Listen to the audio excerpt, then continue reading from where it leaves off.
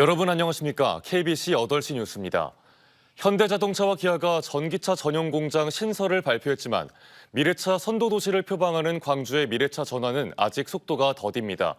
후발주자로 전락하지 않기 위한 투자 유치와 지원이 필요해 보입니다. 정경환 기자입니다. 지난 4월 경기도 화성에 연간 15만 대 생산 규모의 전기차 전용 공장을 착공한 기아. 지난달에는 현대차가 울산에 전기차 전용 공장을 신설하겠다고 발표했습니다. 이에 비해 자동차 산업 중심의 생태계를 갖춘 광주의 미래차 생산 전환 속도는 더디기만 합니다. 기아 광주 공장은 아직 전용 모델과 전용 생산 라인 없이 내연기관차가 주축이 되는 소울과 봉고의 전기차 모델을 내연기관차 생산 라인에서 함께 생산하고 있는 실정입니다. 기아 광주 공장은 내년부터 전기차 생산 라인 신설을 본격화해 2025년부터 전용 모델을 양산합니다. 현대 캐스퍼를 위탁 생산하는 광주 글로벌 모터스도 올해 전기차 생산 라인을 구축해 내년 하반기부터 본격 양산할 계획입니다. 하지만 화성이나 울산처럼 전용 공장이 아니다 보니 생산 수준에서 한계를 보일 수밖에 없습니다. 정의로운 전환이 될 수 있도록 국가가 적극적으로 인센티브를 부여하고 이를 촉진시킬 수 있도록 지원하는 게 대단히 중요합니다. 그런 점에서 우리 광주시와 정부가 협력해서 기아차의 전기차 전환을 서두를 수 있도록 노력하겠습니다. 자동차 산업 중심의 생태계를 가진 광주가 친환경 미래차 전환의 후발주자가 되지 않도록 미래차 선도도시의 이름에 걸맞는 투자 유치와 지원이 필요합니다. KBC 정경원입니다. 특전사 동지회에 5.18 민주묘지 참배를 놓고 5.18 부상자회 공로자회와 시민단체가 또다시 충돌했습니다. 지난 2월 특전사회의 용서와 화해 초청 행사 이후 불거진 갈등의 골이 갈수록 깊어지면서 지켜보는 이들의 눈살을 찌푸리게 하고 있습니다. 박성호 기자의 보도입니다. 5.18 참배의 엄숙한 상징인 민주의 문 앞이 귀 엉킨 사람들로 아수라장이 됐습니다. 5.18 부상자회, 공로자회와 함께 참배에 나선 특전사 동지회원들을 5월 정신 지키기 범시도민 대책위원회가 막아섰기 때문입니다. 특전사회가 무릎을 꿇으며 참배를 할 수 있도록 길을 열어달라 요청하자 대책위는 돌아가라는 구호를 반복하며 맞섰습니다.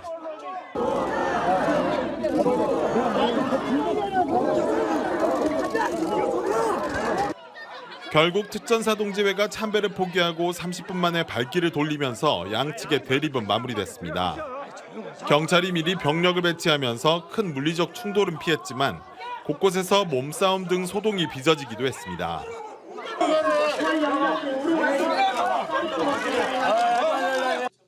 이들의 대립은 지난 2월 5.18 부상자회가 공로자회가 특전사 동지회와 함께 용서와 화해 행사를 진행한 것을 두고 불거지기 시작했습니다. 시민단체들로 이루어진 대책위는 두 공법단체가 역사를 왜곡하고 있다. 두 공법단체는 대책위가 정치적인 이유로 5.18을 이용한다면서 서로를 비판하며 갈등의 골은 깊어지고 있습니다.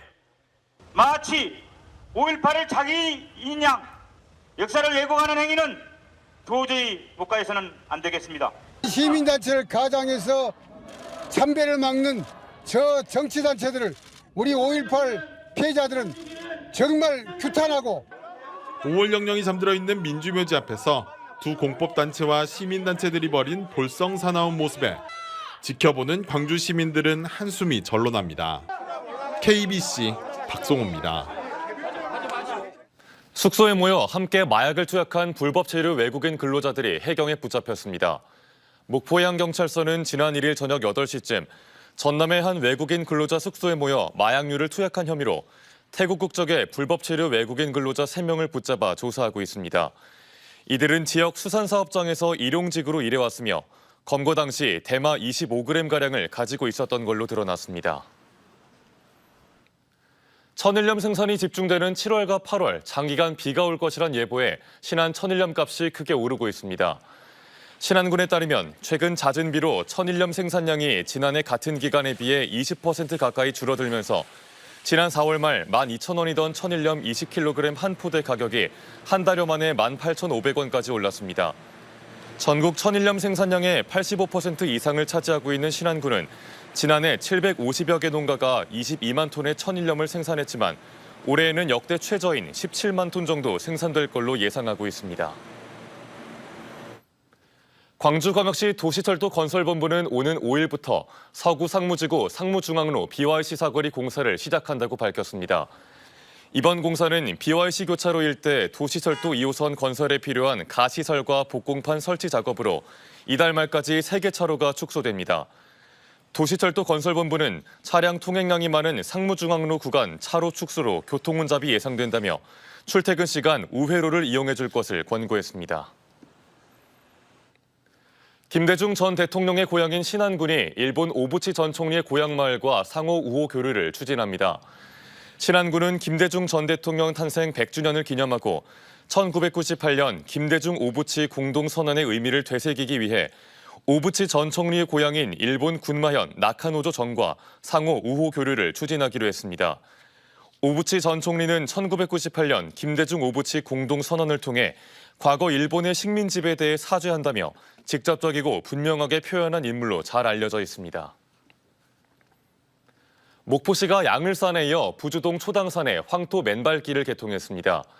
아파트 밀집 지역인 초당산의 1km 구간으로 조성된 맨발 둘레길은 다양한 수목식재와 함께 세족장과 음수대 등 편의시설도 설치돼 도심 속 시민들의 힐링 공간으로 활용됩니다.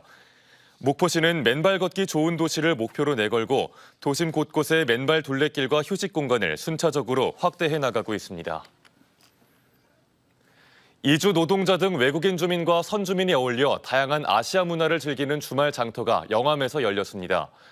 영암 3호읍 대불종합체육공원에 개장한 3호 주말 장터에선 이주 노동자와 결혼 이주 여성 등 외국인 주민들이 출산국가의 다양한 음식을 판매하고 여러 체험 행사와 문화예술 공연이 펼쳐졌습니다.